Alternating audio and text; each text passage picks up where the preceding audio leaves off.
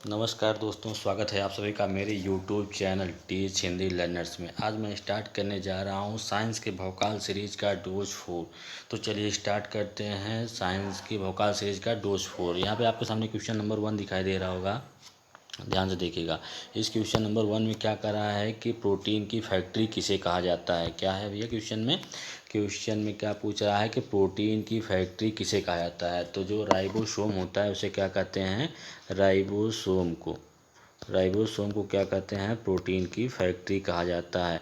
अगर आपसे क्वेश्चन पूछ लिया कि सबसे छोटा कोशिकांग क्या होता है, तो भी क्या होता है, राइबोसोम को ही कहते हैं सबसे छोटा कोशिकांग। ठीक है, चलिए नेक्स्ट क्वेश्चन पे चलते हैं। क्वेश्चन नंबर 2 पे चलते हैं। यहाँ पे क्वेश्चन नंबर 2 क्या पूछ रहा है, कोशिका सिद्धांत किसने दिया था। तो कोशिका सिद्धांत देने वाले वैज्ञानिक कौन थे, स्लाइडर एंड स्वान थे। कौन थे, स्लाइडर स्वान ने दिया था। किसने दिया था, स्लाइडर स्वान नामक वैज्ञानिक थे। उन्होंने क्या दिया था, कोशिका सिद्धांत की खोज किया था, कोशिका सिद्धांत दिया था। ठीक है, क्वेश्चन नंबर 3 पे चलते हैं। यहाँ पे क्वेश्चन नंबर 3 क्या पूछ रहा है आपसे, कह रहा है 3 पेरेंट्स बेबी का संबंध किस कोशिकांग से है। तो बताइएगा कि थर्ड बेबी जो 3 पेरेंट्स बेबी कोश का संबंध किससे है। 3 पेरेंट बेबी का संबंध किस कोशिकांग से है। तो कोशिकांग क्या है, माइटोकांडिया होता है। क्या होता है, माइटोकांडिया होता है।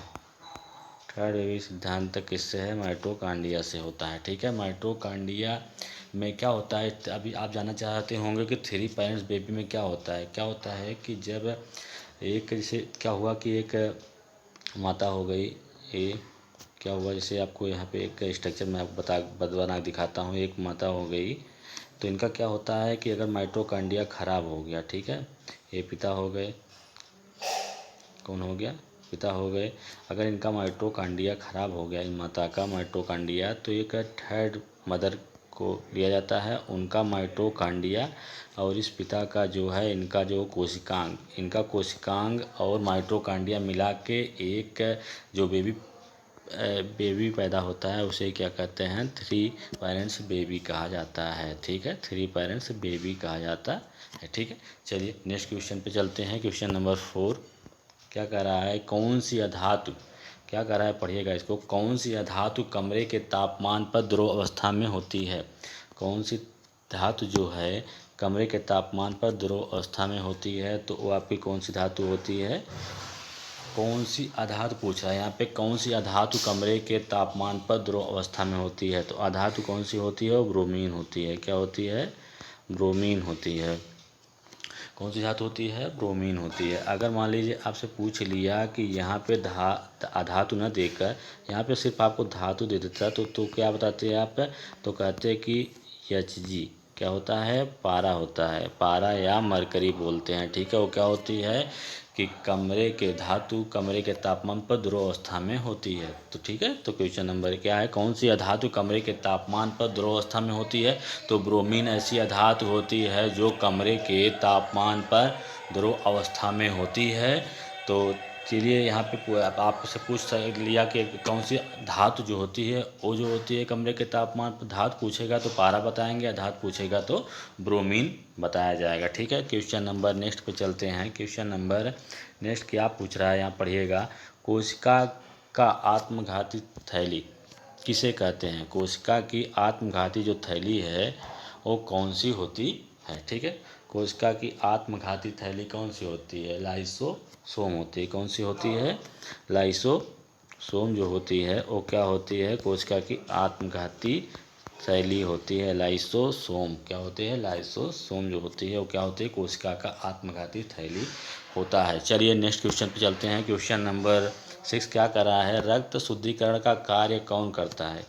क्या करता है, रक्त शुद्धिकरण का कार्य कौन करता है। तो रक्त शुद्धिकरण का कार्य जो होता है वो आपका कौन करता है, किडनी करती है। किडनी जो होती है, यह किडनी जानते हैं ना, किडनी जो होती है वो रक्त शुद्धिकरण का कार्य करती है।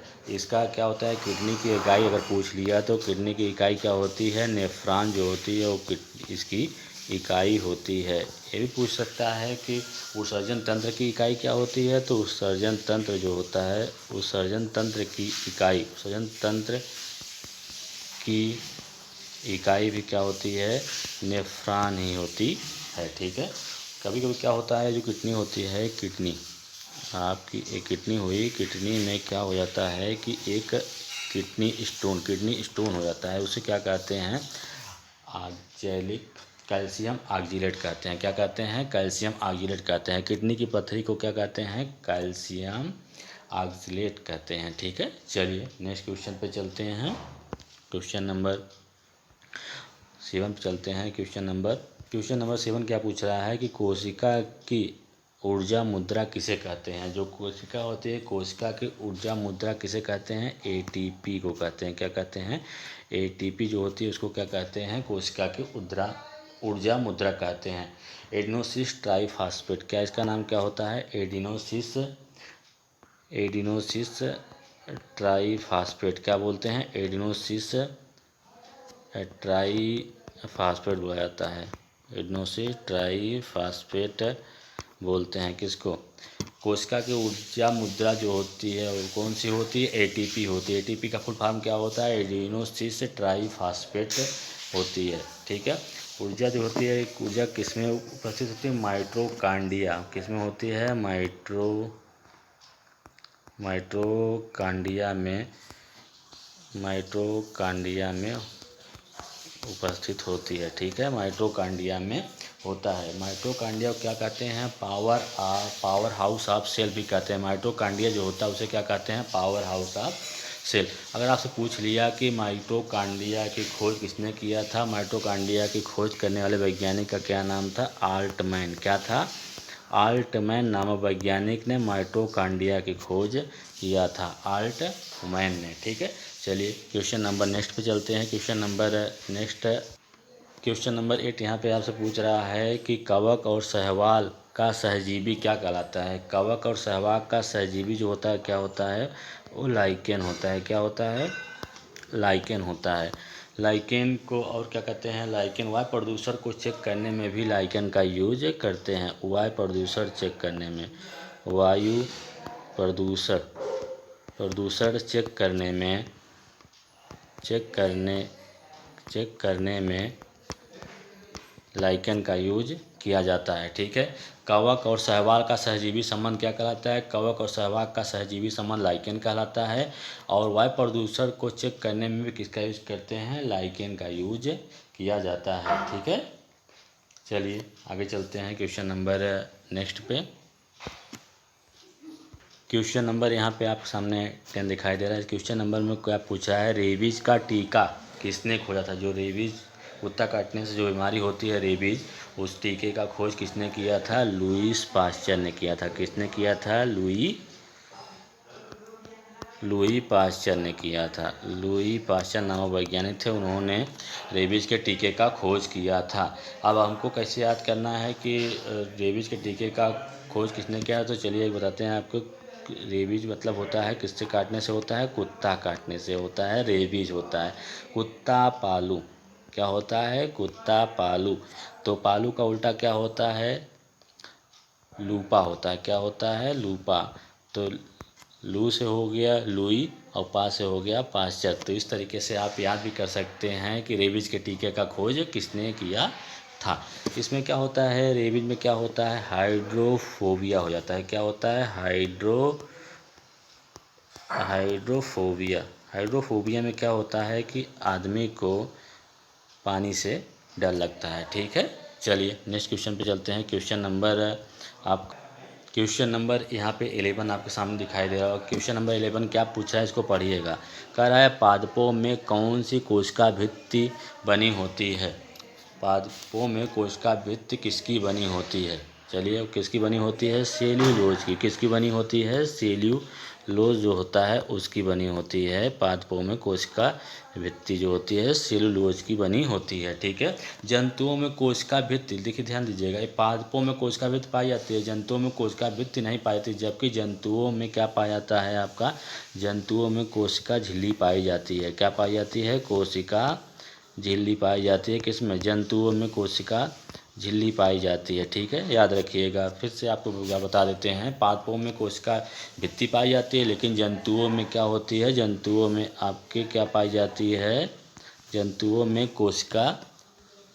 देखिए क्वेश्चन नंबर 11 में फिर एक बार देखिए क्या कह रहा है, पादपों में कोशिका भित्ति किसकी बनी होती है। पादपों में जो कोशिका भित्ति होती है किसकी बनी होती है, सेल्यूलोज की बनी होती है, सेल्यूलोज की बनी होती है। किसकी बनी होती है, सेल्यूलोज की बनी होती है।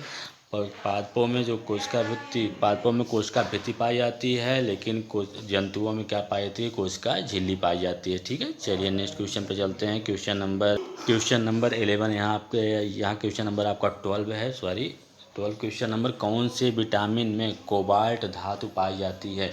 कौन सा विटामिन ऐसा होता है जिसमें क्या पाया जाता है, आपका कोबाल्ट धातु पाई जाती है। तो ध्यान से इसको देखिएगा, कोबाल्ट धातु किसमें पाई जाती है, कोबाल्ट धातु आपका पाई जाती है, कोबाल्ट धातु पाई जाती है B12। विटामिन जो B12 होता है उसमें क्या पाया जाता है, कोबाल्ट धातु पाई जाती है। और विटामिन ए जो, अगर आपसे पूछ लिया कि विटामिन ए जो है किसमें पाया जाता है, तो विटामिन ए जो होता है गोल्डन राइस होता है ना, गोल्डन राइस में विटामिन ए पाया जाता है। ठीक है, ध्यान से देख लीजिएगा। कौन से विटामिन में कोबाल्ट धातु पाई जाती है, विटामिन B12 में क्या पाई जाती है, कोबाल्ट धातु पाई जाती है। विटामिन ए किसमें पाया जाता है, गोल्डन राइस में पाया जाता है। अगर आपसे क्वेश्चन में पूछ लिया, यहाँ पे ध्यान से देखिएगा, पूछ लिया कि जल में घुलनशील विटामिन, जल में घुलनशील विटामिन कौन सी होती हैं।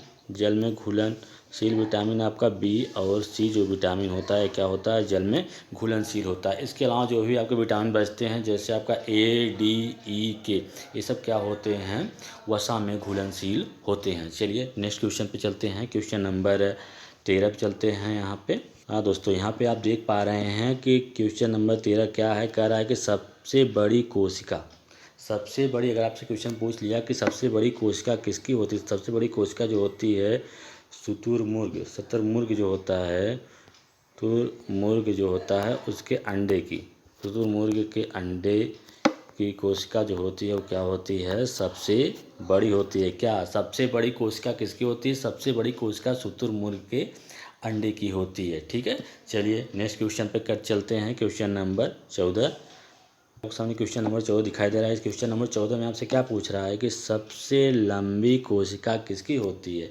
सबसे लंबी कोशिका किसकी होती है, न्यूरॉन्स की होती है। किसकी होती है, न्यूरॉन्स की होती है, न्यूरॉन्स की। सबसे बड़ी कोशिका किसकी होती है, न्यूरॉन्स की होती है। ठीक है, न्यूरॉन्स क्या होता है, न्यूरॉन्स बोलें या तो क्या बोल सकते हैं, तंत्रिका तंत्र की कोशिका सबसे बड़ी होती है। किसकी होती है, तंत्रिका तंत्र की कोशिका, तंत्रिका तंत्र की कोशिका सबसे बड़ी होती है, तंत्रिका तंत्र की।